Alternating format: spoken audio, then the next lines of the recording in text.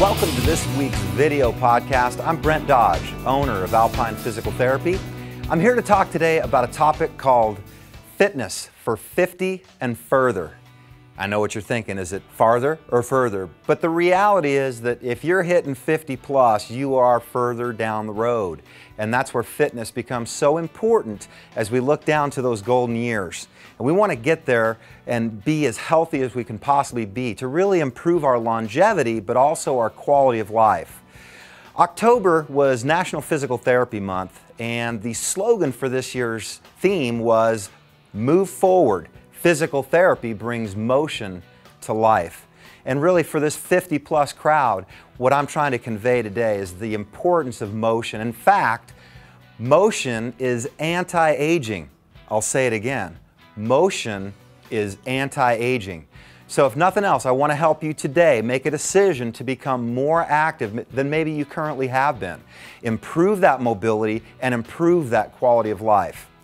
Physical therapists are experts at motion and human motion, and what we are here to do is to help you define areas that might be tight or stiff, or that there may be problems with balance or strength, because we want to improve those areas. We want to restore motion. We want to improve your ability to do your stuff, what we call function. And so by doing that, we improve longevity and quality of life. The week of September 20th was National Fall Prevention Week.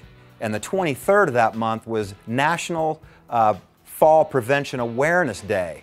So there's a whole lot going in the realm of fall prevention that I think is really applicable to our 50 plus group. Falls, of course, are the leading cause of injury in people over 65, some of those injuries being fatal.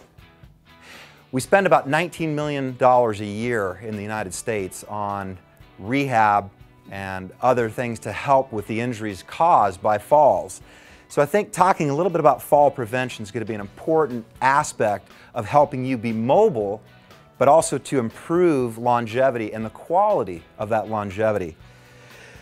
The issue about balance is that a lot of times problems with balance sneak up on people to the point they don't know what caught them off guard.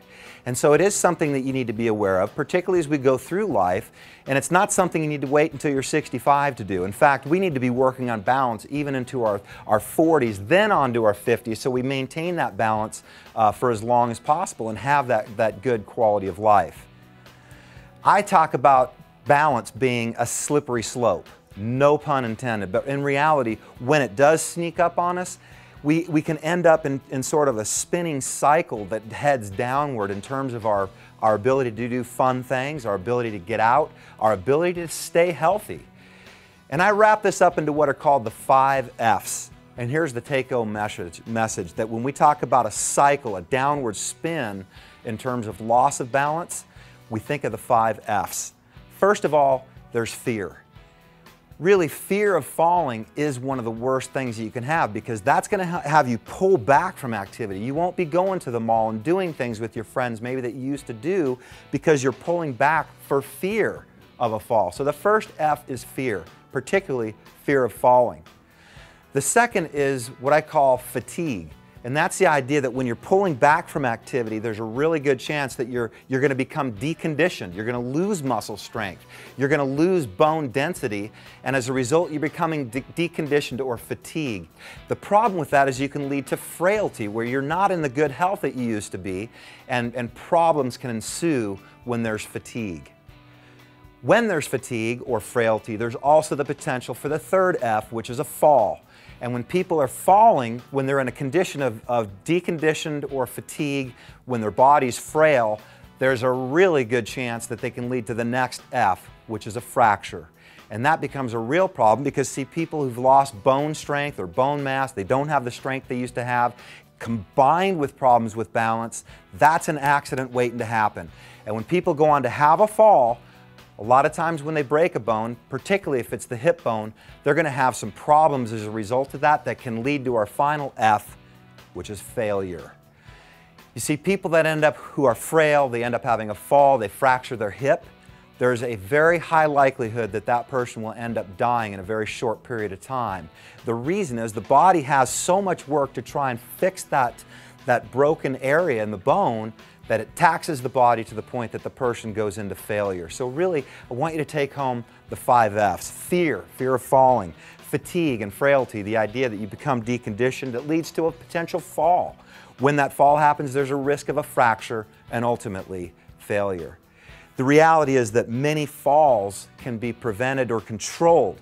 Things like adjusting medication, removing clutter from your house, moving power cords so that they don't catch your foot, being aware of where pets may be in the house, looking at your footwear to potentially get a wider platform shoe, and being aware of things like weakness and how vision can impact balance, and getting those things addressed early on to get you back out of that fear mode to improve your condition and help with your muscle strength and help with your overall physique and stamina.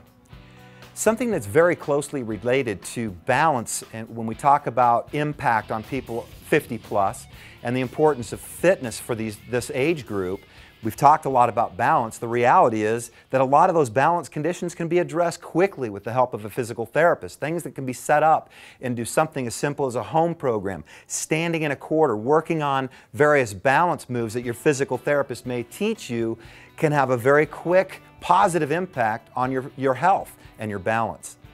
But the second piece is functional strength, and functional has the word fun in it, so it is something that's fun, something that can mimic your everyday life.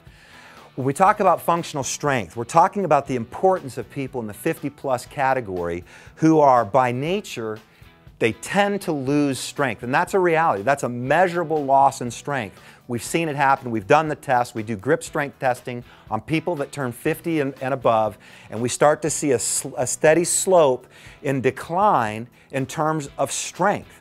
So it's super important that we address the right muscles when helping people begin an exercise program so that they are addressing the muscles in their body that help with power and agility and strength and the ability to catch themselves if they're knocked off balance.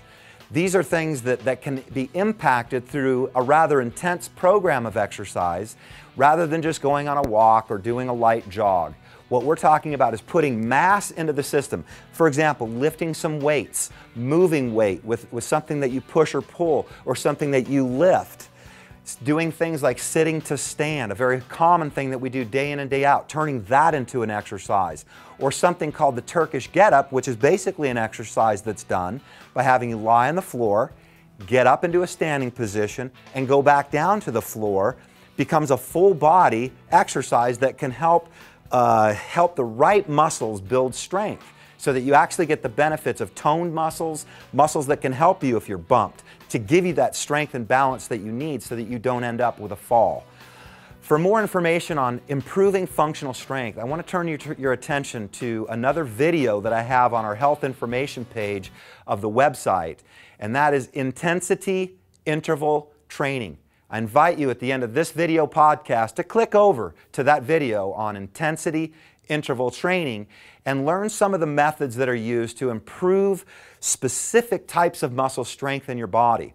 And so as we think about moving and the fact that motion is anti-aging, as we think of this 50-plus category and improving their fitness and helping their function, I really want you to be aware of balance and the fact that you can lose it quickly, and when it goes, it's a dangerous downward slope. And I also want you to be aware that there are specific types of functional exercise that can combine to give you better muscle strength, better bone health, and really help you to avoid problems with balance, because strength and balance go together.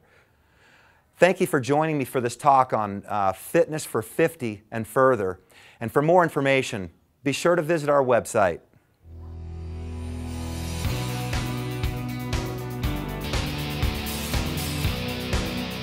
Brand new technology.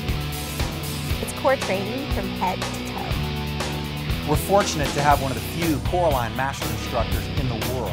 Coraline has been more effective than any other exercise I've tried.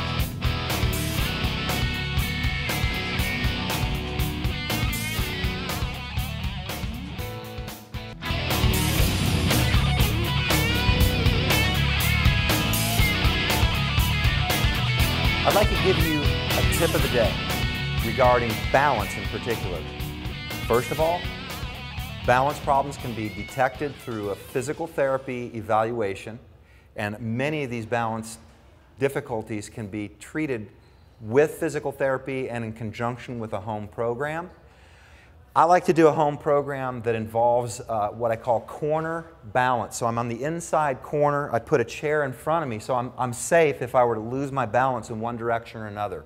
I think this is a nice way to work at home where you can challenge your balance a little bit, but in a safe environment. So the key is keep a nice heavy chair in front of you. Be back in the corner close enough so that if you were to touch that wall, it'll give you a sense of where upright is.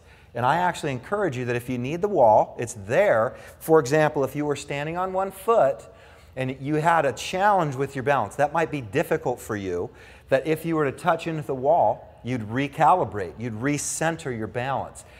I like to work in what's called a 10 by 10. I do a 10-second hold in the particular move that we're doing 10 times. That's where we get the 10 by 10. So for example, if I was standing on one foot with my eyes open, I would try to let go and not touch the wall if I can help it, or the chair, but if I need to, it's there for me. I'm going to hold that about 10 seconds. I'm going to take a break and I'm going to come back and repeat the same move, and I'm going to do that 10 times. That's where we get the 10 by 10. Now there are a lot of different types of standing activities that your physical therapist might want you to do. For example, I just mentioned single leg balance with your eyes open. You may be at a point where you can close your eyes and challenge yourself with your eyes closed, mimicking low light or dark situations where you need that component of balance. And when you take vision away, your balance can deteriorate quickly if you haven't trained it or if you've got other issues of brew. So I want you to be aware of the corner, making sure that you're safe within the corner and that you use the corner as needed, or the chair, so you're safe at home. And remember the 10 by 10. 10 seconds, repeat the exercise 10 times.